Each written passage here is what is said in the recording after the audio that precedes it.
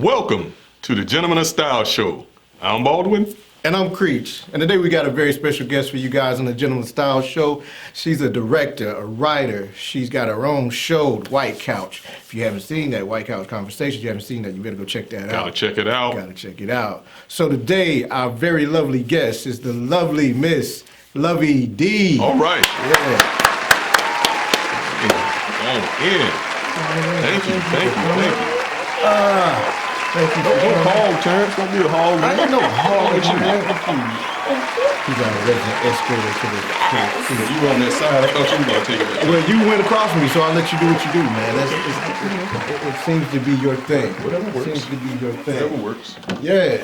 All right. It's so lovely to have you here today. Thank you. And it's a beautiful day, by the way, and everything. I think you brought the sunshine with you. I try. Had to put my shades on for this one, and, take them off. But anyway. Oh, yeah. So, Yes. it's great to have you here, of course. Thank you both for having me here. I'm happy to be here. Yeah. So let's start with your origin. Where are you originally from? I'm originally from Southeast Missouri, small town called Portageville, Missouri. So shout out to my hometown. Shout out. Yes. Portageville. Portageville, Southeast Missouri. It's about 2.5 hours south of St. Louis and about an hour and 15 minutes north of Memphis on I-55. Okay. I know we were talking earlier and everything, and we kind of shared a little bit about, our roots and where we came from. And Portageville is rural as well. Very rural. Yes. What's their main crop there? Soybean. We have a soybean festival every year, first week of October. Yes. Okay, what do you do at the soybean Soybean festival? festival, they have a parade. Okay. The whole week is nothing but festivities where they have a little carnival that actually comes into town. All right. They have what we call the kiddie parade on Tuesday where they allow all the smaller children who are in any kind of pageants, events, small little league football teams, stuff like that. They have what they call a kiddie parade where they have cartoon characters and the whole nine on Tuesday night. Thursday night they always have what we call the big parade, which is where all the local schools in the area, their bands come and compete in this parade. And at the end of the night, they actually do a little judging and give an award to the best band. Oh, that's kind of nice. I like that. So it's our soybean festival. It's actually a national soybean festival. It's every year. I've never been to the soybean festival. Now it's something I'm gonna put on my radar. Yes, make sure you go to the National Soybean Festival. It's usually the first week of October. That's interesting though. You just told us about the soybean festival, and all these small towns that are dotted around the U.S. and everything. I'm pretty sure all of them have something unique to offer, and it'll be interesting to know what all of those are, because it could be something like really cool out there that's right here in the U.S. that we don't even know about. So that's just very interesting that that just kind of tapped my brain. Soybean and cotton. Soybean and cotton. Yes, and a little fun fact about me, my very first job was, hold your breath, wait for it, You crop tobacco. chopping cotton. Chopping cotton. Wow. What does that mean? How do you chop cotton? Because we recently in North Carolina, they started planting cotton like a few years back, but they used to do corn and tobacco. I mean, soybean has always been there as far as, I think they use soybean mainly as a crop rotation. Okay. Even though I guess they use it for other stuff too. Okay. But yeah, how do you chop cotton? What is that? Chop cotton, I think most people think when you say I chop cotton, their mind automatically goes to picking cotton, slave time, those kind of things. And that's not what chopping cotton is. It's basically like you do your own garden. You go out and you chop the weeds around the plant. So it's the same concept. It's just you have these long rows of cotton, and you're out there from 6 a.m. possibly till maybe 4 p.m. in the afternoon, and you're basically gardening, but we call it chopping cotton because you're not really out there chopping down the cotton. Right. You're basically chopping the weeds around the plant to keep it from getting choked out, smothered out. Same way you would do in your own garden. I got you. Do you know what morning glory is? Yeah. Oh, okay. Cotton, it grows in cotton. Yeah, so you have fields. morning glories, you have what we call wild cotton. You have all kinds of stuff. Any snakes out there? Yes. Yes. So you're no stranger to hard work. I am no stranger to hard work. And I think my first time chopping cotton, I was 12.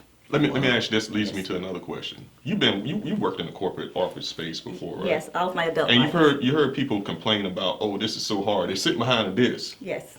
How does that make you feel when you hear someone say that sitting? Actually, you know, I have a two-sided comment for that because Okay. a lot of times using your brain is a lot harder work than using your hands sometimes. It can be definitely That is true. mentally draining to where Okay. you're just as That's tired fair. That's from fair. working in an office all day instead That's of fair. computer screen and using your brain. Like I work in accounting, so it can become mentally draining. Mm-hmm. So, and actually for us, chopping cotton back home, a lot of us, it was kind of like our get out of the house, have our own money type thing. So we made it fun. It wasn't Right. work so much for us, even Right. though it was hot, 100 and some degrees some days, but it was still fun. Right. We made it fun. Right. Right. Now, were you doing this with a lot of family members and friends? Mostly or- family, and again, Okay. coming from a really small rural town, everybody knew everybody. So when we get on the chopping cotton truck, you might have The chopping- the chopping cotton chopping truck. cotton Yeah, so I tell Chopping people. Okay, let me say that real. I can't say that real fast. Chopping cotton. Chopping Chopping cotton cotton truck. truck. Yeah. So we have always. tongue twister. I tell people all the time, they see me as being this prim, proper person and a little bit bougie. I tell people all the time I'm country as hell. I tell them I eat turtle, I eat rabbit, I Wait a eat minute, squirrel. hold on. Let's So back up. I'm country. Did you I am Say seeing you you in a eat- totally different light. Right. You just said And you again, eat turtle. I eat turtle, I eat rabbit, I eat squirrel. So if Damn, Thumper little you- ass yeah, come you- chopping You through country as there. hell. Yeah. Yeah, I'm country. Yeah, she country as hell, y'all. I am country. Oh my goodness, I did not expect this Because today. I you know. eat all that. Nah, I know, and Oh, this is I so thought I good. was- This is so good. I thought I was country. This is awesome. I am country, but you know what? I ain't that country.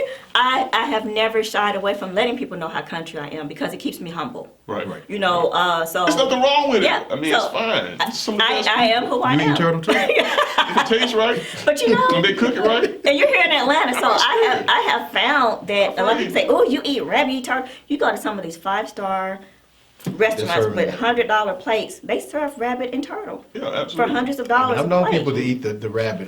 The turtle was new for me. Yeah, Yeah. so I'm country. I'm Yeah, country. yeah. And I don't ask for forgiveness. I love For being country? Yeah, You I don't, love being. you don't ask for yeah. forgiveness, you just ask for more. I ask for more. When I get ready to go home, I'll be asking for my dad to have me some rabbit Some more, and gravy yeah. More and some turtle. oat Hot cake sauce. ready. Where's the Texas pea More at? turtle, please. More turtle peas. More turtle, please. Shoot. Where's the Yes. gravy? It So how- better have some turtle. gravy to that rabbit. So what was now. the transition? What brought you to the Atlanta area? Yeah. I won't say I've always had bigger dreams at home. I won't say that because I was raised again, family of 11 children. Parents just recently celebrated their 54th wedding anniversary. Congratulations. Yes, Congratulations. yes, to my mommy and daddy. Mom and dad? Yes, but we were always taught, unfortunately, we weren't taught to go off to college and get a college degree and experience life in the world. We were taught graduate high school, Right. get married, have some kids, get you a job, go to church, and live life until you die type thing. And I hope I don't make it sound so drab, but that's just kind of like there was no ambition to go off to college and pursue anything outside of hometown. Right. But for me, not that I always wanted bigger than Portageville. It was just life experiences changed. And so I had visited Atlanta for a hair show with my sisters. And I was like, whoa, Atlanta, you know, and then back in 98, 99, it was like Atlanta was the place to be if you're black and got ambition about you. Atlanta is the place to be to take off. So at that time, I was kind of like, eh. But as divorce and life happened, I figured I'd give it a try, and now I've been here 14 years. So it's safe to say Freaknik did not bring you to Atlanta. No. Okay. And you I know was just what? checking. And they started the Freaknik thing, but if I started back about a month ago, Freaknik would not have kept me here. I'm not into those things. Oh, okay. Okay. Yeah. All right. That's funny that I'm you a say lame. that, though. I'm lame. not going to really say what I was thinking right now, but What were you thinking? Say it. the Freaknik, the whole Freaknik experience. What about it? I was just looking at the tape the other day of me and you. You archived that. Uh-oh. You archived that. Can I get a copy? It's amazing because it's hilarious. I mean, we didn't do anything Did too you out wait? there. I told you to move it I over forgot. to I forgot, man. digital so I can see it. I want to see it. And I'm slide gonna over figure a it out. copy to me, I'm too. gonna figure it out, but it is absolutely Give it to me. hilarious. I'll figure it out. Hilarious. But anyway, getting back on track. So when you got here to Atlanta, what was the first thing that you were doing? I had met someone here in Atlanta. So, A gentleman? A gentleman, Okay. yes. Is that correct? Yes. Tell us. Yes, I had Tell met us about someone. it. And actually, I met him before I moved here. But I wasn't going to move here. I was in the process of buying a home in Southeast Missouri. Okay. But things between me and my ex-husband just became a little bit more strained, and it just wasn't going to be a good idea for me to stay in that area. And then I had met the young man from here at the time, so I figured I'd come to Atlanta and give it a try. So I moved here, not in with him. Got me up, God blessed me to get an apartment with my kids and stuff. So it just, in being here with him, we dated off and on. It had some really, really good year or two. Then we would separate and go our separate ways for a couple of months. Then we were back together. That went off and on for about 7 years till we finally got engaged. And then it was just kind of like, I just seen too many things that were still there that to me, he was not ready for marriage or the marriage that I wanted. Right. So I called off the engagement and that was that. So in doing that, you're here, you're experiencing the culture. How did you get into the entertainment world? Wow. I've always been a bit of a character myself. All right. All right. So I've never really just thought about having a passion for acting or any of that thing. It was just kind of like, I just always enjoyed being a clown, just, and reenacting things I met saw on TV, those kind of things. Until one of my girlfriends, who now is my executive assistant, Sinitra Alexander, she has a friend, Terry Miles, and he's done some things like with Master P and a few other people. He's actually in Master P's new film. He was having a little casting call for a show he was getting ready to do, and I auditioned for it. So I was like, I kind of like this acting. I think it's fun being in front of the camera and, getting to meet new people. It was a little bit of an anxiety for me, but I got in front of that camera and I liked it, So that's kind of how I started feeling like, okay, this is something I want to know more about. This is something I want to do more of, but I still really didn't know how to or what to do. Oh, you say you don't know how to? I didn't at that time. I still really just didn't know how to totally get into the industry. Can we do some acting right now? Sure. Okay. Let's set the scene up. Uh-oh. Okay, you ready? Sure.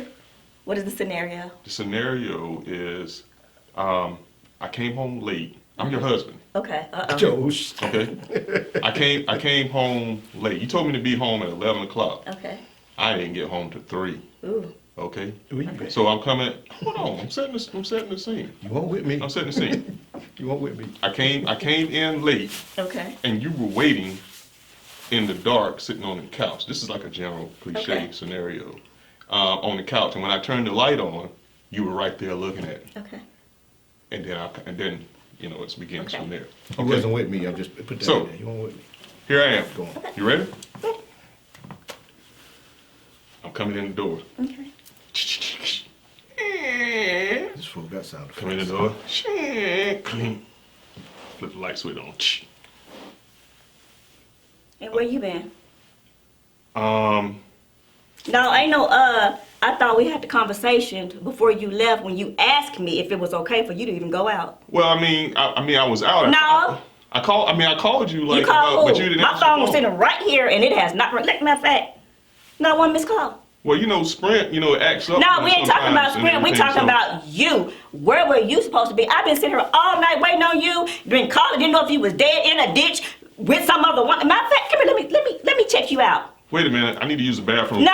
You gonna bring that ass right here. No, wait a You minute. gonna Let bring me go to it the out right bathroom real here quick. I need to and go to the let me bathroom see. real quick because I've been holding this since I got home. Well, let me hold it. 5 minutes to drive over Let here. me No, hold I need it. to go use the bathroom. Let me I gotta go. hold it. I'm Scene. coming. Yeah, see? She said, let me hold it. I'm going to leave that alone. That was good. That was good. I see you have some improv skills. Actually, I probably actually relived that moment. Moving right along. Tyler Perry, holler at us. Right. Yeah. Let me hear you. But yeah. Yes. So let's talk about your show. Can we do that? Sure, I'd love to. Okay, let's talk about the White Couch. How did that come into play and why the name White Couch? And just tell us all about it. White Couch Conversations was something I started working on probably about 8 years ago. Really? Yes, it was before I even actually dove into the thought of the acting. I've always loved talking to people. I have an accounting degree, but if I could do it all over again, I'll go back for psychology. Okay. Why? Yeah, why? To get more insight on how to deal with certain situations with people, because a lot of times when I talk to people about things, which I do the Live with Lovie D segment, when I talk to people, it's based on my own personal experiences. And it gives people a chance to vent. I feel more like I would have been good as a psychologist or psychiatrist than I would be an accountant. Money's good, Right. but I would say I would have had more of a passion for Right. psychology. Right. So starting White Couch Conversation started out with me wanting to have my own talk show, wanting to be able to help people talk about what's going on with them, help them more vent. I kind of guess saw it more as a kind of an Oprah thing at the time when I Right, started right, it, just giving right. people a platform Right. of doing it. So of course it costs money. You know, I didn't realize how much money it costs when you start thinking of the production costs, crew, cast, Yes. all the props and everything that go with it, just the host of having a set. Right. Just so in doing that, you know, a lot of people started saying, you know, Facebook was starting to get bigger. People was like, well, why don't you just go on Facebook and blah, blah, blah, blah. It's like, well, I don't have my white couch. And I kept trying to look for white couches, and everything I found was a little bit out of my pocket expense being a single mom, you know, with 2 kids. And so I was like, okay, I'll do the Facebook Live, but I won't do White Couch Conversation because I don't have a white couch. Right. So I'll do Girl Talk Live with Lovie D. And so in doing that, I asked a couple of my girlfriends come sit down at the table with me. We had some drinks and some food, and, you know, just sit around a square table, round table type atmosphere. And we talked, and our very first conversation was about the choices we make when it comes to sex. Because it's something we all talk about, but it was kind of taboo. Black women talking about threesomes and oral and the whole nine, and it was very, very open. Now, is that footage still up there? It's still there. Okay. It's still there. Alright. It's on my page. Okay. So, so we did start off with Girl Talk Live with Lovie D, but as the show, the segments grew, I kind of felt like my vision of it was outgrowing what we were doing, because I had a few people on the panel. No shots to any of you guys who may be watching. Some of them would not want to share the shows because they said my church members follow me, my pastor follow me, and we're talking about certain things I don't want to share because they're on my page. So for me, it's kind of like the show can't get pushed if we're not all pushing it. So then it kind of turned into some of them falling off. So long story short, after about 2 years, it was down to me and one other. And she stuck with me for about a year. Shout out to Volita Roche. She's been my forever friend. She stuck with me for about a year till she started going through some marital issues. And so Right. she had to pull back. So I switched it from Girl Talk Live with Lovie D to Live with Lovie D. And so I continued to do the Facebook show Live with Lovie D until God had positioned me to where I was mentally, physically, and financially able to start working on White Couch Conversations. So And we that's talk how I finally got there. When you talk about the set, how did you create the set? What was your preparation in creating the set? Because everybody has a vision, but sometimes you don't know exactly how to, make it happen. What was your process? With Live with Lovie D or with Girl Talk? I'm sorry, White White Couch. White Couch. With White Couch, I looked for some sets through Pure Space, different places like that. Even had looked at doing it at my home at one point. But having it in my home, I just felt kind of like, I don't want people coming to my house. I don't really know, and I know I'm looking at certain guests, so I don't know if that's going to be a good idea. My good friend Kimberly Urell, which was with ATL Socially Lit also, shout out to ATL Socially Lit. She had a spot that she was like, hey, Lovie, this might work for you. So when I talked to her, I was like, yeah, they got this, and this, which is the setup I was looking for my show. So we kind of went with the production person, which is with Sound Frame Productions, Sean Xavier, shout out to Sean. And we went and looked at it and we was like, this is going to be perfect. So Kimberly Urell kind of helped us secure a location for that, as far as the white couch. We were not able to bring our own furniture, so we did have to get a white couch cover to give us our white couch look that we were looking for. So we still ended up with a white couch. Right, still works. Yeah. And the reason why I asked that is, again, we like to try to share information here, and people always want to do things, but they don't know where to start. So sometimes it's good to hear how somebody else started. It may not be the same situation, but just the concept sometimes, remains the same. So. And I do hate for anybody who's watching and will watch this, I put it off a little longer than I would have, only because I couldn't find a white couch and get everything just the way I thought it should have been. And but again, I had to wait for God to set up other things into play before I was ready to move forward anyway. But I would have done it sooner if I would have invested the money into an actual white couch and other things that I wanted. But again, the timing wasn't right anyway. Well, a conversation that we've had in the past about doing things of this nature, like you have an ideal, something that you want to do. I don't know how you feel about it. I mean, I know you're probably a perfectionist as far as what I'm seeing here. try. Huh? I You try? try. Okay. But, we tend to think, why not just jump in? Just jump in and just do it. You got an ideal. It'll work itself out, eventually. Like you found the cover to compensate for not having a white couch and everything, which is actually very clever and works. And it makes it versatile. You can move that I can thing move it around. anywhere, and I'm actually doing Just a like white couch that. conversation when I go home. Man, that's a Yeah. good idea, to be Yeah. honest with you. It actually is a better idea than actually having a physical couch. Yes, it helps me move my white couch. Exactly. Yeah. You can get that thing like monogrammed in some type of way where it's like always showing as like an always advertisement. ready. Huh? It's always ready. So it's on go. I got you. I got you. But no, I think that's dope. Yeah. Well, thank you. Yeah, Thank it's you. really nice. So, well, how did the whole ATL Social League, I know you were talking about Kimberly Urell. You're real. You just want to say that again, I know. But how did that relationship start? We were all I believe Kimberly and Bree, I believe they already had a relationship kind of built with the person who's going to be the executive producer of another reality show that we were all going to be a part of. And then, oh my God, it went totally sideways. Yeah, we heard. Yeah, it went sideways, up and down, in and out. For me, the executive producer and I just kind of really, really fell out after she asked for some drama, and I was always kind of the quiet one, or just kind of like stood back and just wanted everybody to get along.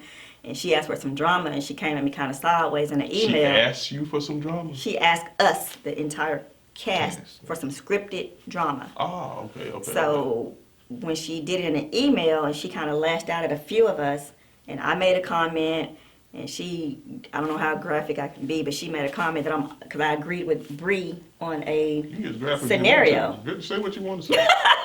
I agreed with Bree on a scenario. She told me I'm always on Bree's dick. It's me and Bree fucking. Really? Yes. And She said it just like that? literally in an email, and I saved this email. I Huh. got the receipt. So it kind of went from there. So I replied back in just an abrupt way, and it just kind of went from there. It just went like, and it just like when I finally like, she really wants some drama, I'm gonna give her some drama, and she couldn't take it. She got in her feelings. But again, so Bree is texting me while this is going on through emails with everybody in the cast on it. And so Bree texts, she's like, oh my God, what's going on? I was like, this shit is like so funny, blah, blah, blah. So, cause I'm thinking we were getting drama together for the show. Right. And then she came at me like real sideways. I was like, you know what? She's like really real, and she's the producer. So I'm just like, is she serious? So when she started saying some like really, really off the wall negative stuff, like, you know what? I bowed gracefully. I'm done. So where is this lady at now? She's somewhere floating around here hanging in somebody's tree looking like a tree sloth. From the last picture I saw of her. Alrighty then. I didn't know camels. Okay. I didn't know camels climbed trees. Alrighty. Camels. We call it a camel. The camel. I'm not even going to. I want to dig into that a little bit more, but we're going to leave that right there. We're going to leave that alone. Camel. So yeah, so that's how we all actually met. Okay. And after I kind of backed out, within probably a matter of a month, Bree Right. and Kim both were gone from the cast, and we all got on a conference call because a lot of things got stirred up that weren't true between a lot of us.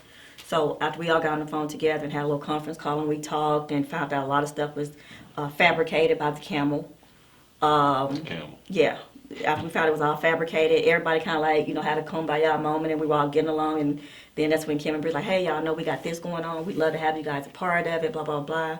And friendships were formed forever, sisterhoods were formed, and then ATL Social Lit was formed. So what's your part on the show?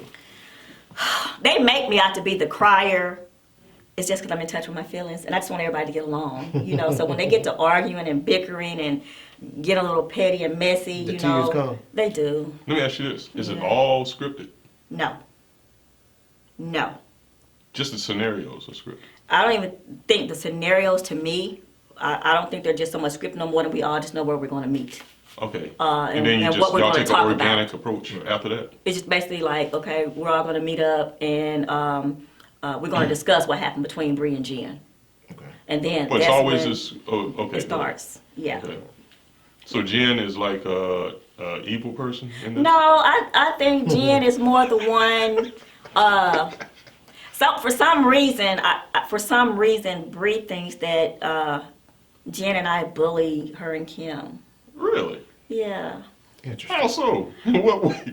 I don't know, because I think it's sometimes if I make a decision about something and then Jen says, maybe like she's not going to participate or something's going on with her and it just happened to be the same day, or there was an incident that happened with us filming, and me and Jen both got in our feelings about it, and so I think it was known by Kim that we got in our feelings about it. So when she apologized, it was kind of like, okay, like we accepted her apology, but it's still kind of like it was just really kind of messed up the way everything had happened. Mm-hmm. So she's like, well, I'm apologizing. So it was kind of the way she apologized that it was kind of like still kind of like, okay, well, let's just move forward. And, I was just like, okay, well, I told you how I felt. Yes, I was upset, but, we're getting Is this past real? it. Is this real? This or was script? real. This is real. This was very real. Okay. So I was like, we're going to get past it. Like I said, of course, I had my crying moment because everybody's on the phone going back and forth. I was like, we all just need to get along, just tired of that. That's just me. And it's not a fake cry. It's just, I'm a people person. I just want everybody to get along. I just don't like the arguing and the fussing and the messiness. So after we had the conference call, we was kind of like thinking everything was cool, but then we got to game night and it was kind of like everything just kind of exploded.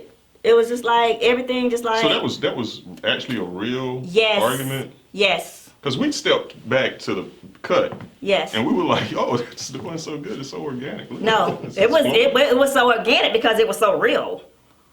So yeah, it was a lot of apologies had already been given, so it's kind of like why bring all this back up? Right. But I guess Bree felt like she hadn't got out her say so about it, and that because Jen and I both expressed our frustration with what happened with the filming, that since we both expressed it, and it was kind of towards Kim, they felt like she said that we was bullying Kim and jumping up on Kim. I was like, that wasn't the case.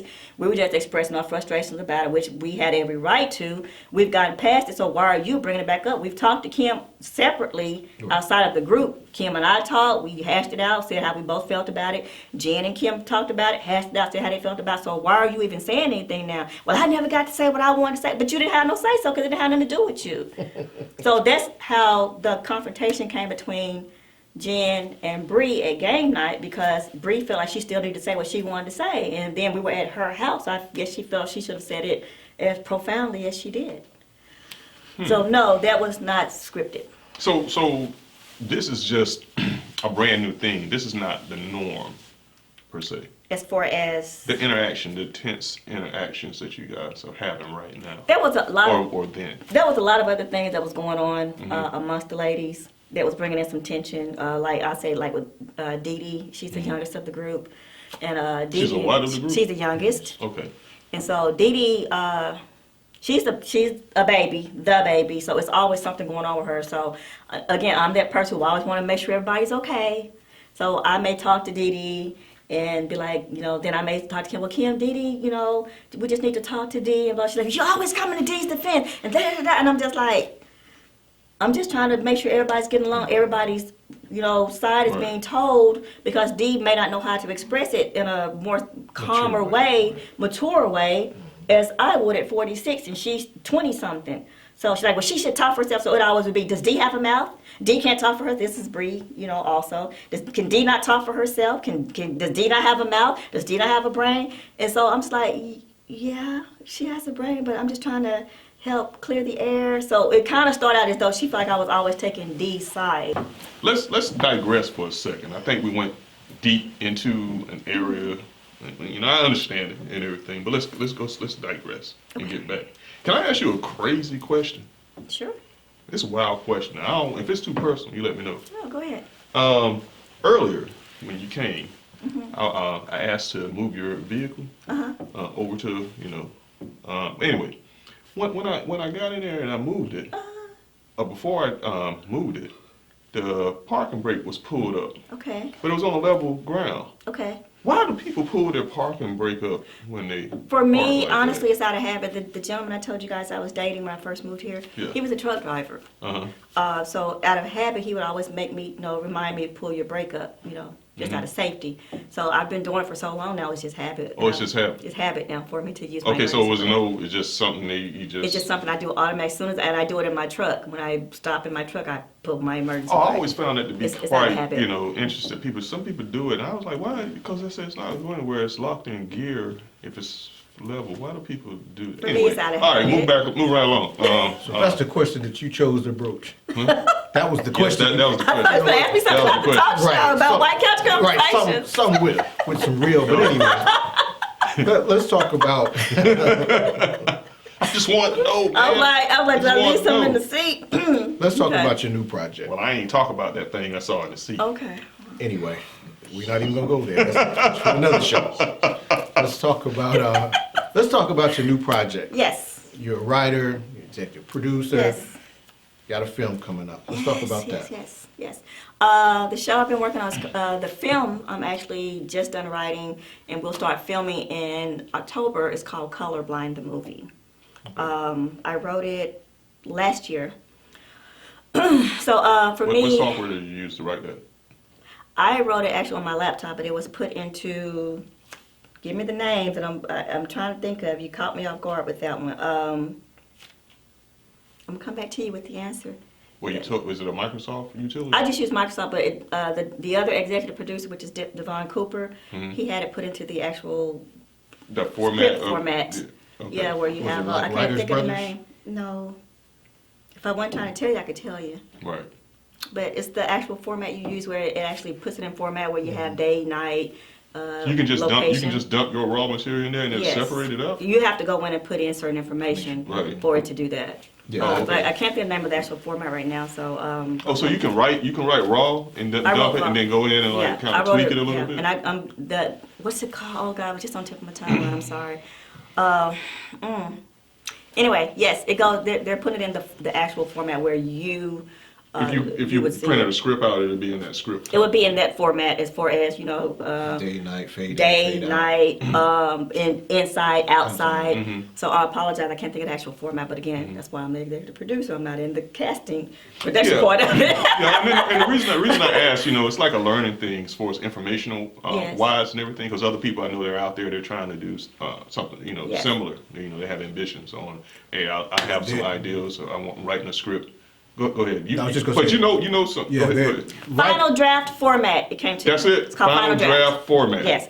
Final draft format for And writing yes, scripts. And it's very cheap. Because you depends on can which use it, you one can actually use. use it to. You don't have to dump anything to it. You can actually use it to You produce actually your use script. it when you're writing. When you're I writing, and use then it'll put it yes. in. I use it because I have an old laptop. Y'all can donate. And you to can it. also use Writers Brothers. Yeah. I have Writers Writers Brothers. Brothers. Yeah, Okay. Writers But Brothers. I actually typed mine up in actual Microsoft Word document. Mm-hmm. But yes, it's going to be a final draft format. That's what it's called. But as far as right now, I just got everything to the actors that are going to be in the film.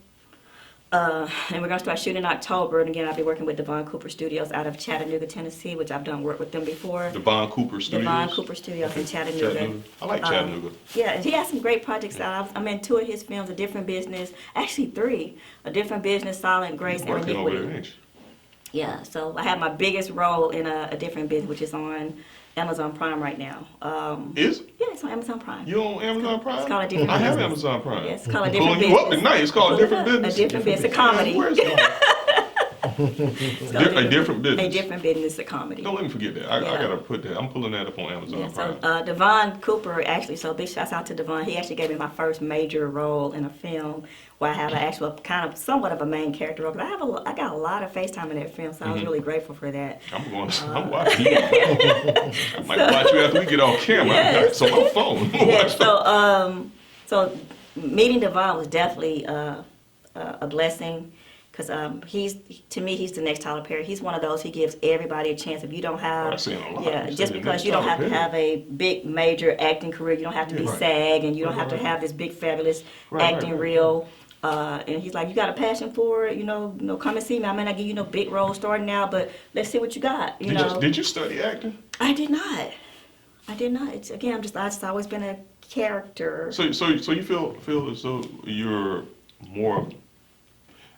And I guess because I think I talked to my cousin about this one time, the difference between method acting, because it was like classical versus I forgot the way the conversation went and everything. So, I mean, how do you get into your stance or to your role and everything? You just let it flow over you and just jump into it, or For me, it's just more of like with the scene I have in his movie Silent Grace. It's about a young lady who found out she has cancer, and she's trying to deal with it with her husband and her brother, and just accepting the fact that she has cancer and she could or could not die.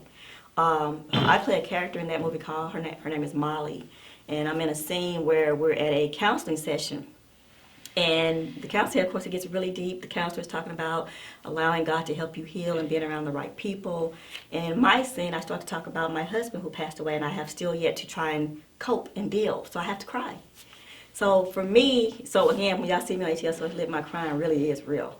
and again, But is it it really real? But it is really real because I don't. All the young ladies on the ATL So are my friends. They are truly my friends. And when they get to arguing, it really does bother me. It really does. And I am a crier. My sisters tell me all the time. As older folks will say, you got a tender heart. I do. Very tender hearts. I just want everybody to get along. How many fist fights have you ever been in? We're going to talk about that later. Okay. We're going to go into detail All about right. that one. Okay. We'll talk about that later. Me playing Molly. Well, first, I want to say something about somebody that's offset. They just shaking and moving. They shuffling the feet around over there and everything. I just want to say, but I'm gonna leave that.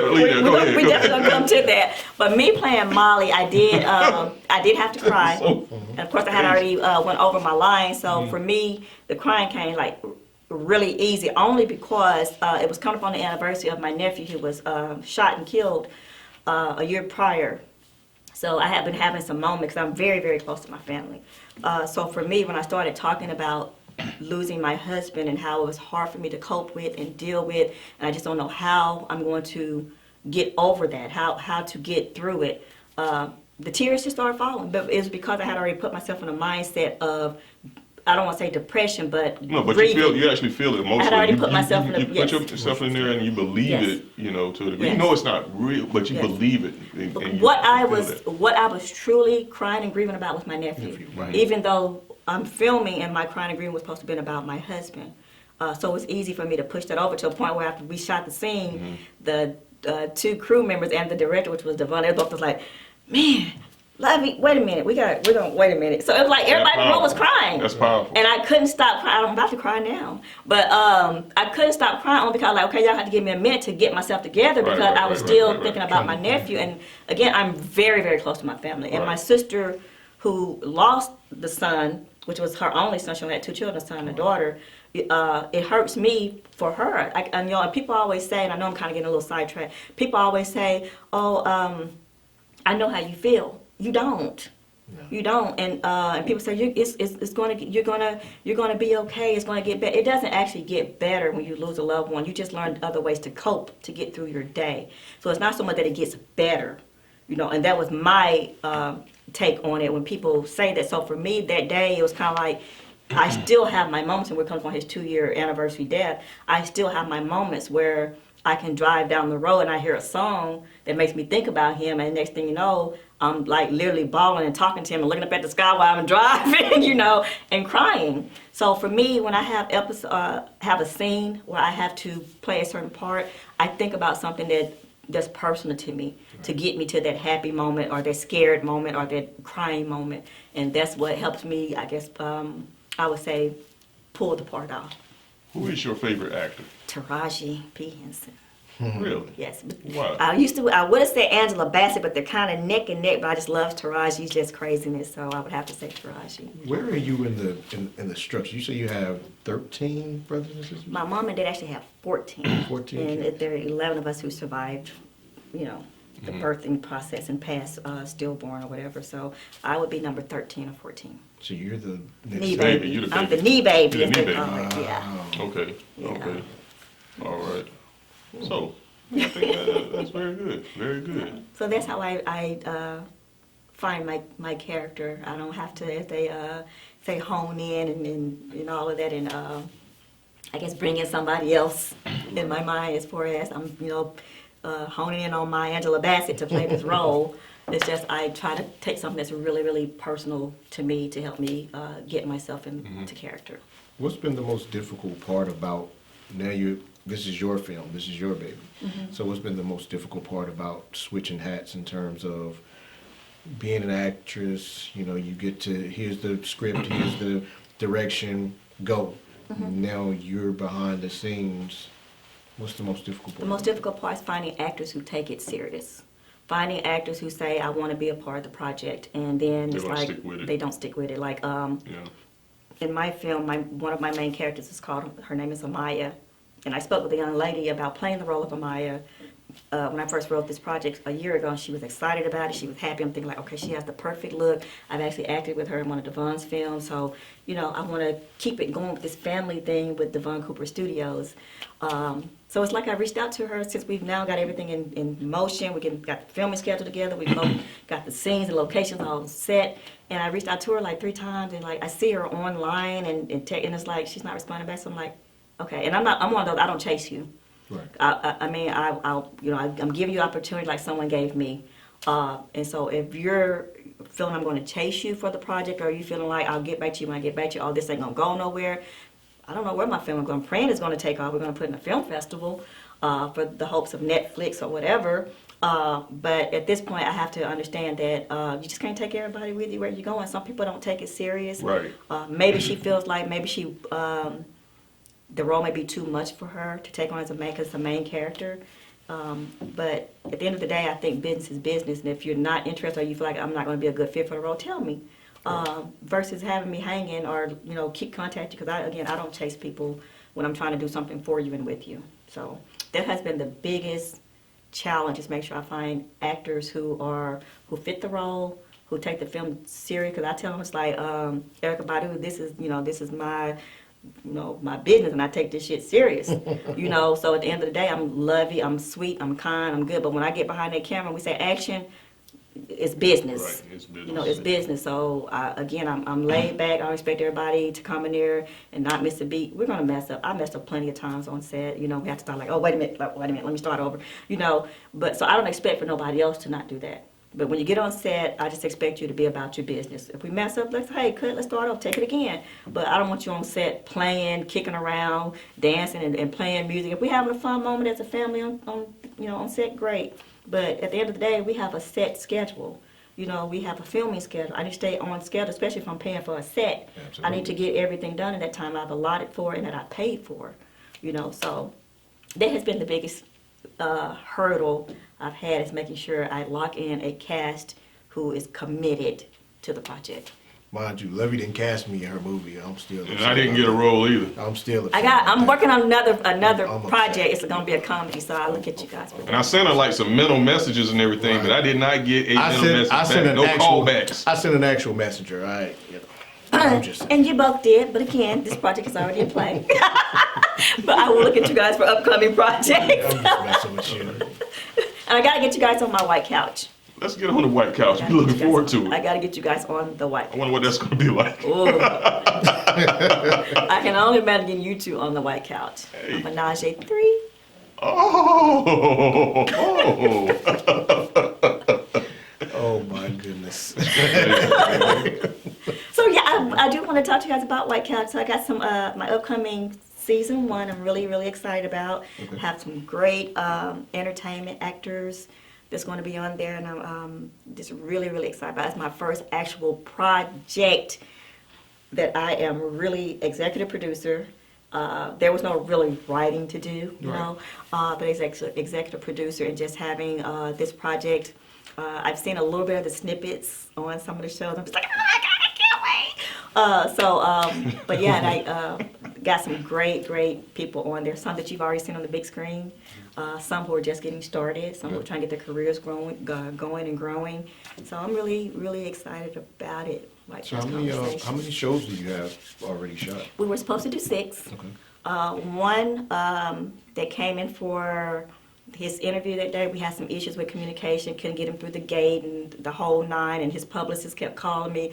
But of course, like now we're on set, I couldn't get to my phone. Right. And my executive assistant had the other phone, my business phone, and we weren't getting a signal in the clubhouse.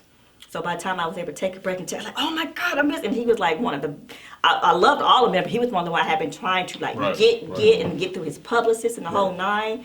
And so it's kind of like, well, we've already left. We've been like 2 hours trying to get through this gate. I'm just like, oh no. Man, his people failed that on that. Yeah, so I have secured him for season 2. I just got to make sure that I told him, you got my personal number now. Right. So come season 2, I will have him on there. So I'm We're supposed to gonna get have this 6. right. Yes. We're going to get it Yeah, right. Hear that? We're going yes. to get this right. Yes, so you guys are going to love him. I actually tell you his name is Devin Culture.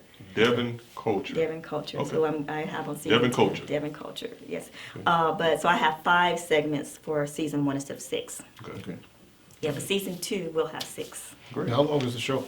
Each segment is only 30 minutes. 30 minutes. It's only 30 minutes because, It's not again, only 30 minutes. It's 30 minutes. well, That's it's what- 30 fabulous minutes, you know what I'm 30 saying? fabulous minutes. Television There you is only 23 minutes. so- Well, Exactly. yeah. Well, we put a few commercials. I was on an actually. hour on regular TV. So, It's not- so I will be talking to you guys about your commercial too on my show. Okay. So, so yeah, it's actually 30-minute segments. But again, and that's another part of the process I didn't understand until I started, again, being executive producer on White Couch Conversation, thinking like, okay, I'm going to schedule all 6 interviews for this one day. We're going to do them this many hours apart, blah, blah, blah, blah, and da-da-da-da-da. So that's how you... So, Go ahead. yes. Okay, go ahead. So once we got started, now I'm going to say this in my defense, in all honesty, everything would have worked out, but people were late. Right. Well, in this business that we do, Yes. Go ahead, Terrence. You tell them. you learn to understand to build your Gotta time build it. as though someone is going to Be be late. late. And I did, that was Yes. the thing I didn't do. And- Even from my makeup artist that day was late. If we had our way, we would love to schedule things that way. We've never, Bam, bam, bam. right? Don't We've really work. never settled on Yeah. Yeah. our segments or whatever we decide they're going to be, how interesting the person is or non-interested, whatever. So we give our guests the opportunity to, if you got projects and it takes us an hour, then we go an hour. If you got something that's a little less, it may be 36 minutes, 37 minutes. So Yeah, we always try to build in Yeah. those buffers and everything. And I mean, even- it helps us as well. You know, it's Well, not just for you. I will still say though, even though we weren't on the actual schedule that I had placed, I had scheduled us to be done by 7:30. We actually got done around 9:30. So we were still in and out, but the thing that got us in and out was because for me there was no script. For the guests, there was no script. So it was kind of like when we sat down, it was just like sitting down like we are now talking to old friends. So it's kind of like, okay, I got my executive assistant, she's watching the time. So we're doing our interview, and I'm like, I already know, have you guys scheduled an hour and a half, 2 hours apart. So when we start coming up on it, it's like, okay, so we're going to start wrapping this up, blah, blah, blah. So we got on schedule. It's just we started late. So if we had have actually started as we supposed It to have would've that hit morning, what- we what- would have hit our mark. The distance of the time was the same. Yeah. We would have actually hit our mark. Even with the person that we missed, we would have still hit our mark. Because once we got the flow going, it was like, it just went. Right. So, because there was no changing up the set. I changed clothes in the midst of them miking up the other guests coming in. I'm changing clothes, freshening up my makeup, sitting in the chair, bartender at the bar, and it's like, sit right here. This is what we're going to talk about. Because I had already given them their questions prior to, of course. Right. So everybody was prepared. So it's like once we got to rolling, we got to rolling. But it was kind of like getting started. I was like, ugh, So it's like, why are they not here? Why are you not doing this? Why is this not over? I'm one of those. see, we don't flow that way. Yeah. We kind of, I think that was the other thing about us when we started this whole thing. We wanted to be, I guess, rebels. Like we don't have a set anything other than what we do as our process. But questions, of course we're going to ask you the background questions that most people get asked. But outside of that, we just want to delve into some different things and share some information. And like I said, if it goes 30 minutes, cool. If we go an hour, cool. Well, the great thing about you guys is you have your own fabulous set. I had to utilize the set, so Right, so that you have for time me, to- Oh, yes. yeah, no one's controlling us. We can do whatever we want to do. So for me, it was like the easiest thing for me to get my season 1 shot is to film it all in one day because Oh, I had I the see. That's what. location. That's. I had to, yes, it's I had a more location that I economical had to to do it that way. use. That's like, Right. okay, I might not be able to get this location next Saturday. Right. So for me, it was like, okay, we'll set aside this particular film day, and I'm gonna schedule Devin Culture at 8, and then 2 hours later I have Travis. 2 hours Check later I out. have Maybe Nasir. we'll be able to work So- out a deal with you. Yeah, at well, some we might point. have to because It may be more advantageous for you. for everyone. You know what I mean? Yeah. Terrence a businessman. He does this stuff all the day in his sleep. Just don't hit me in the pockets too hard. Don't hit me in the pockets too hard. But yeah, so that was one of the main reasons for getting everybody's schedule back to back to back to back. Because I had a 1 day use of the facility, and then it was easier for me to get everybody in and out for the production to be started on as far as the editing and getting everything together. And so it really, honestly, for me filming my season 2, it's going to be done the same way. So, because now I have a if it works and it's economical to do it that way, then hey, do it the way that's best season 2 for me, it's easier for me to schedule all of my interviews get it done in 1 day and get them done. Get it done. Wrap it up. And that's the great thing, if you can get it done. I find that, I don't say the issue that we have, it's just scheduling. You know, when you're dealing with people and their schedules, we always try to make it convenient so that we can get it done, we can get it done. So it's difficult to block people that do different things, that walk different in life, block them into the same, time frame to do something like this and everything. Because people are like, they're going this way, they're going that way. I think that this time of the day, we'll get on a wild spree, and I think it was one weekend we shot in Atlanta, we shot in Charlotte, we shot in Greensboro, and then we shot in Raleigh. Exactly. All in the same week. All in the same weekend. Like within 48 hours, I think. Oh gosh. Yeah, like 48 hours. We ended in Raleigh, and we had 2 interviews that day. So it just works very differently from us. But we just look at it from the perspective of whoever our guest is. Right, so right. Whatever you got, whatever our guests need from us, that's what we do. Right. And I scheduled mine out 2 months prior, so I gave everybody available slot time, and I let them choose a slot time. So if they chose when I had already been selected, then I was like, these are the times I have available left.